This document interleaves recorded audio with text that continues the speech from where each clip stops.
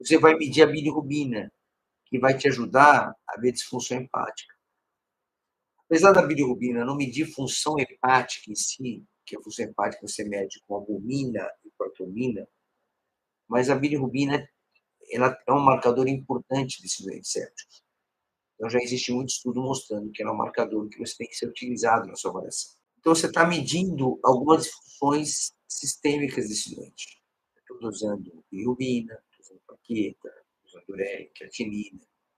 Então, eu estou medindo esse doente para ver o que pode estar lactato, né, disfunção material. Aí você vai falar para mim, mas senhor, e leucócito, leucocitose, leucopenia?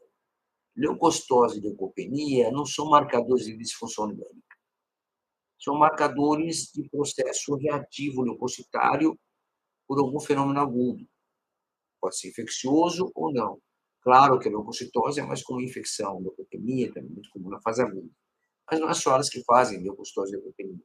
Tem uma gama de patologias agudas que fazem isso, você sabe disso. Pancreatite aguda, leucocitose, infarto agudo miocárdio, leucocitose, AVE, hemorragia da leucocitose. Então, tem uma gama de trauma da leucocitose. Então, não significa só que é infecção.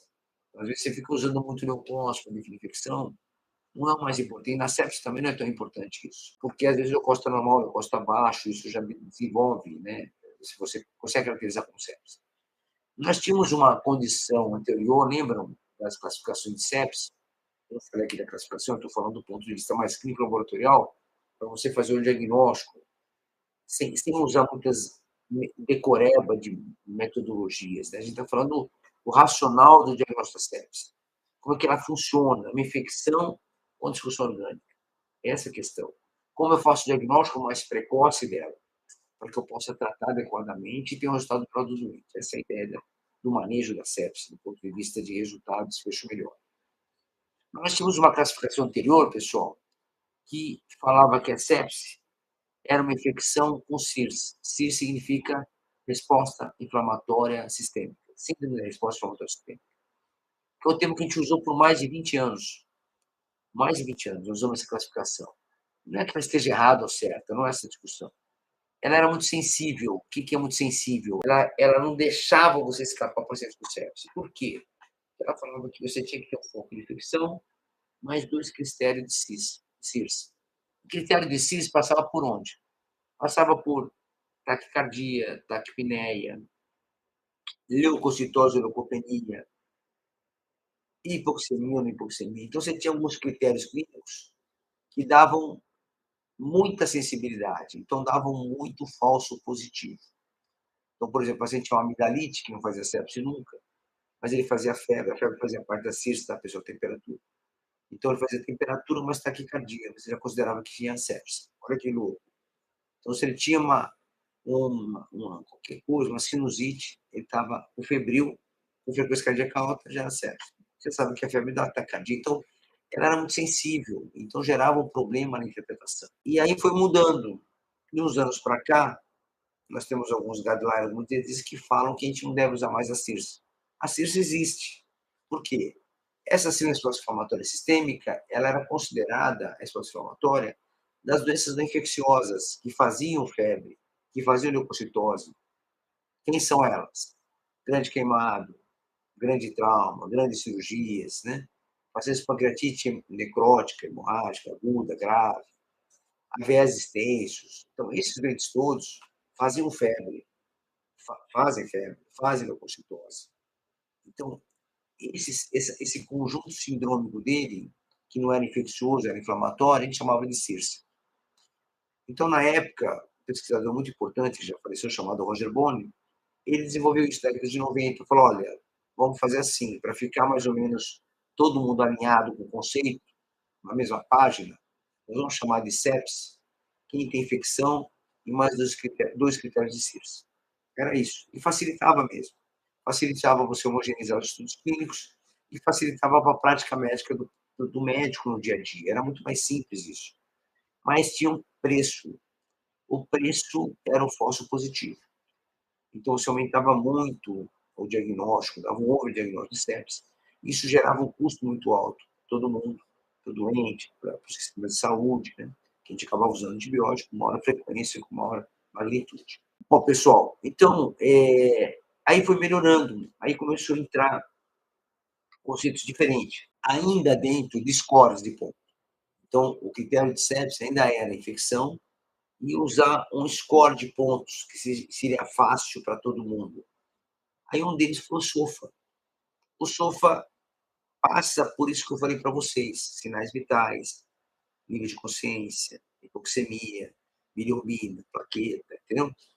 Então, ele media várias funções orgânicas, vários itens de funções orgânicas, e aí você analisava o SOFA. O SOFA é uma sigla do score de disfunção orgânica seriado. Então, você tem que fazer uma vez e fazer uma segunda, e ver se estava progredindo.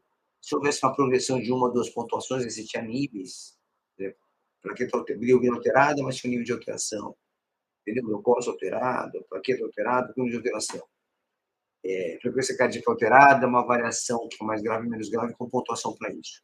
Então, se havia uma progressão desse score, junto ao foco de infecção, você considerava sepsis. Mas era seriado, era progressivo. Aí se economizou um pouco, fez o Quick SOFA, que usava só 3 itens do SOFA.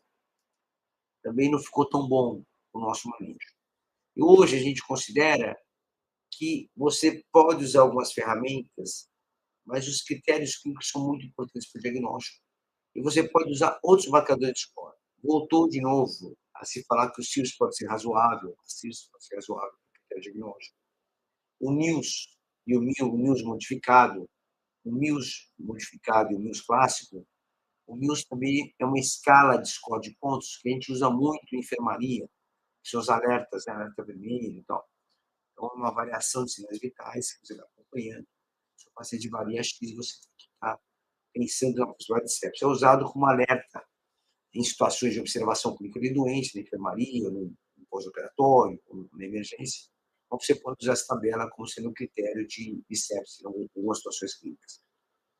Então, veja só que ainda, mesmo depois de todos esses anos, a gente não acertou direitinho. Esse último guideline não fala exatamente como você faz o diagnóstico. A gente fala tudo que eu estou falando para você, mas quando ele vai para os scores de ponto, ele mistura um pouco. Fala, ó, você não deve usar o QuickSOFA mais. QuickSOFA, que é o QuickSOFA simplificado. Mas você pode usar CIRS, pode usar um MILS, pode usar um MILS modificado. Entendeu? Então, houve uma certa, não é confusão, eu diria, né? A gente sabe que é o sepsis, que é sepsis, mas a gente ainda não consegue marcar bem precocemente. Cada vez que você ingesta muito score de pontos, você aumenta muito a sensibilidade. Quando você aumenta muito a sensibilidade, você tem muito falso positivo. E o inverso também é verdadeiro. Se eu comecei muito pontual, quero ser mais preciso, eu aumento o erro diagnóstico, a especificidade. Então, eu começo a ter muito falso negativo, que não era sepsia, mas era. Então, eu tenho que tomar cuidado com isso. Então, eu tenho que balancear a sensibilidade do meu critério diagnóstico junto à especificidade, para que eu não possa exagerar demais e nem deixar passar doente. Então, por muitos anos, por 2 décadas, nós exageramos muito no diagnóstico. Hoje já calibrou mais. Essa calibração que foi feita pelos últimos guidelines, ela deu uma discussão na literatura, somente nós, latino-americanos, no Brasil, reclamamos um pouco disso, porque a gente ia diminuir nossa sensibilidade. E nossa mortalidade das sepsis no Brasil é muito alta, ainda é alta nos hospitais brasileiros. E se a gente corrigisse muito esse critério de sepsis, tirando a CIS como carro-chefe, eu diminuiria a sensibilidade das minhas triagens e eu acabaria passando o doente com sepsis e mandando embora. Então, esse é um desafio para a gente. Ainda a literatura não mostrou isso claramente para a gente. Então, a gente vai ter que esperar os novos guidelines para ver se isso é realmente impactante para o nosso dia a dia. Tá certo, pessoal? Então, o diagnóstico permeia toda a situação. Isso vai fazer com que você entenda melhor, tenha clareza de como eu foco no doente. Então, gaste seu tempo para esse doente, investigue com cautela, faça a parte laboratorial que é mais rápido, lactato, gasometria, não sei suspeita, né? Fica do lado, entenda o doente para poder fazer, manejar esse doente legal. Então, essa é a parte diagnóstica.